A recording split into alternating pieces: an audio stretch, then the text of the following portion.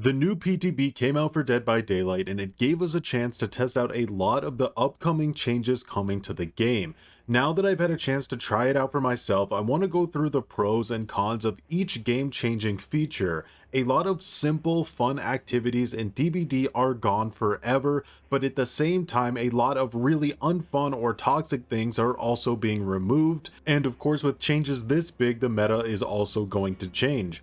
I want to add that I really appreciate the behavior allowed us to test these changes way in advance. For those who don't know, a lot of these changes are still experimental and won't be out in the next update. Let's start with the elephant in the room, which is the base Kit Unbreakable, because there's a huge ripple effect from this change that alters and even removes entire gameplay aspects. So after this update, being in the dying state for 45 seconds will allow you to pick yourself up off the ground infinitely throughout the match. On the flip side, if all 4 survivors are put into the dying state or hook state at the same time, the match immediately ends. At first glance, this might seem like it heavily favors survivors, but like I said, there's a huge ripple effect here. It's like a tiny hangnail that you try to pull off, but then it ends up string cheesing your entire finger down to the knuckle. Beginning with the most positive aspects of this change, matches will be much faster paced now, most notably the endgame. DBD up to this point makes you feel a little bit like a kid because as killer, you always have to clean up the match after it's over, search for slug survivors, hook them, etc. because I can't think of anything else to say, but it's repetitive and it's nice players don't have to deal with that anymore. On the toxic side of things, killers can no longer purposely bleed survivors out anymore. There will be issues with survivors running to hook dead zones in the corner of a map and putting the killer in a situation where they can't do anything, which is why I propose that behavior make hooks respawn after survivors are sacrificed on them. It's a random and outdated feature that needs to be addressed regardless if these changes are implemented or not. Survivors can no longer be desperately slugged for the 4K, which is great. And when I say desperately, I mean that killers can only slug for the 4K when they actually know where the last survivor is at. What happens often right now is the last 2 survivors will be stuck in sort of a limbo because the killer will keep slugging until a survivor literally bleeds out if they can't get the 4K, which is a somewhat similar mechanic to how hatch standoffs used to work. DBD players can be incredibly petty on both sides and use boredom as a literal weapon against the other side.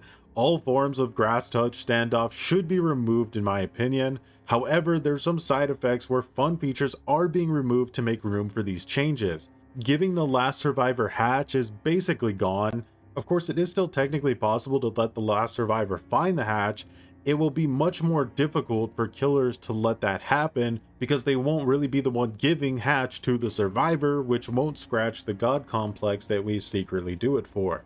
Moreover, 4-man slug races at the exit gate are gone. You will now need a bench warmer at all times. 1v1s will share this feature because of the new FOV changes that go into effect when a 1v1 activates. But let's get into how perks are going to be affected by these changes. Starting with the egregious change to Rancor. Not only does it not allow you to Mori the Obsession anymore in the endgame, but unlike the new Devour Hope, you can't even instantly kill the Obsession with a hook, so it's just an unequivocal nerf. In general, there are no more mid-match Moris with the exception of Sadako and Pyramid Head's built-in finishers. This is kind of sad. No more photo bombs and no more seeing your teammates getting Mori'd while playing as Survivor.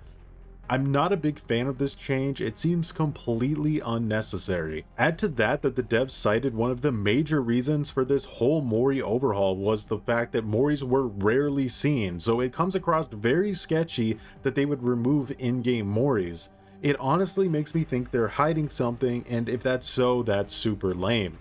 No Mither is also getting sort of a weird nerf. Since the main aspect of the perk is now base kit for all survivors, the only thing really left is the downside of being permanently broken and injured. They did add a 25% increase to the recover speed if you're in the dying state, but this is hardly a benefit. The worst part of using No Mither is that it's very tempting for the killer to tunnel you out of a match. So behavior needs to build some kind of anti-tunnel into the perk or make you die slower on the hook, basically make it less rewarding to tunnel somebody using No Mither. Unbreakable itself is getting by far the largest buff, giving survivors a permanent 100% increased speed to picking themselves up off the ground. If this change goes through to live, Unbreakable will absolutely be meta. I'd say 75% of survivors will run it, at least at high MMR, and like all other strong defensive survivor perks, it will be used for offense. When I play killer, I very rarely slug, and I know I'll still have this used against me, which is just bad design.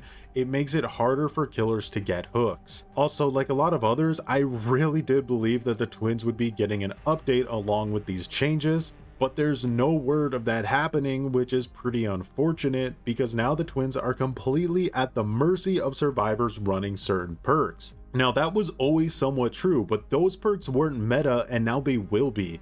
You could also make the argument that it will still be on rare occurrences, but I don't see why that matters. Behavior can still easily implement safeguards against slugging without going completely overboard and destroying legitimate slugs and encouraging a bully playstyle from Survive with Friends. All they need to do is make the 45-second base Kit Unbreakable only activate when 2 or more survivors are in the dying state or hooked, with an exception for if there are only 2 survivors left alive. And then make the new Unbreakable and Boon Exponential perks allow you to pick yourself up even if you're the only survivor down.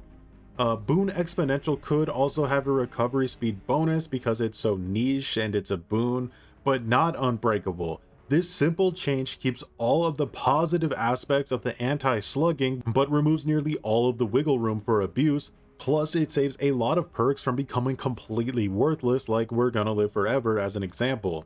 Aside from the twins, every killer who slugs as a part of their base kit like Oni and Michael Myers will also be nerfed by this change, whereas really strong killers like Nurse, Blight, and Spirit will actually be buffed because they have way more opportunity to get a 4-man slug. Which begs the question, could all of this been mostly avoided if these killers had an add-on pass to keep them from holding the balance of the game hostage? Let me know what you all think on that one. It's not all sunshine and rainbows for Survivor though, there are some important factors to consider. Tunneling is going to be much more incentivized with this update. Slugging 4 survivors for an instant win when they can automatically recover is still pretty difficult, but slugging 3 is actually not that difficult, which is why I believe NOED and No Way Out are going to slide up heavily in the meta. The endgame in general is going to be much more scary for survivors now. If they blunder a save attempt or get too greedy even at the exit gate, they are dead. Now, I'm not a huge fan of NOED, but I actually like these endgame changes. Survivors having a serious threat even at the exit gate just makes it more exciting for both sides. However, even though tunneling will become more enticing, it will ultimately be more difficult to do. Survivors have much more capability to body block for teammates getting tunneled. They can even go down with little to no consequence. Nobody needs to get off a gen to come revive them, and they're back up in 22 seconds all by themselves, ready to take another hit with Medal of Man. I think this is a bit of a double-edged wiener though. Tunneling is a pretty lame get out of jail free card for killer, and you may have spilt your apple juice at the audacity of me saying that, but only healthy changes will come from tunneling being less effective. If killers couldn't camp and tunnel, they would already be in a much better place. Killers that play without camping and tunneling largely get screwed by the ones that do. That said, this change will also hurt killers who aren't tunneling, which unironically promotes tunneling because it backs killers into a corner. Again, my changes would fix all of this. In all honesty, I think survivors just playing efficiently will benefit the most from these changes because killers can essentially never slug against good players. When it comes to bully squads, I'd say Sabo builds will without a doubt be the strongest. I could literally make an hour-long video just talking about all the different specific ways you could abuse these features. It really reminds me of the boil over changes all over again. Once again, my changes would prevent this. Next up, we have the new Memento Moris, which will give you extra points if you get a 4K. They're worded a bit oddly, but that's what they mean. Clearly, I don't like this. It promotes heavy sweating, toxicity, and rage quitting. Killers who put these offerings on are going to be playing as tryhard as possible to get the 4K, and if they're getting slapped, they're probably going to rage quit. It would be way better in my opinion to just give everyone a set amount of blood points for their Moris. People literally have thousands of these things saved up, and that's a lot of future sweat that the community would have to deal with. Then we have the archive quality of life update that allows you to select a survivor and killer challenge at the same time, among other smaller features. And that's basically all there is to say on that. It's just a nice little small change. Of course, there's also the fleshlight update, and I say fleshlight on purpose because you may as well go fuck yourself with it. I'm kidding, it's a nice change. Clicky clickies never really got more than an eye roll out of me, but macros were sometimes deafening. Plus, it adds more accessibility to the game. I have epilepsy in my immediate family, so it's a good change, and anyone who has an issue with it obviously needs to be cancelled, so get your pitchforks, boys.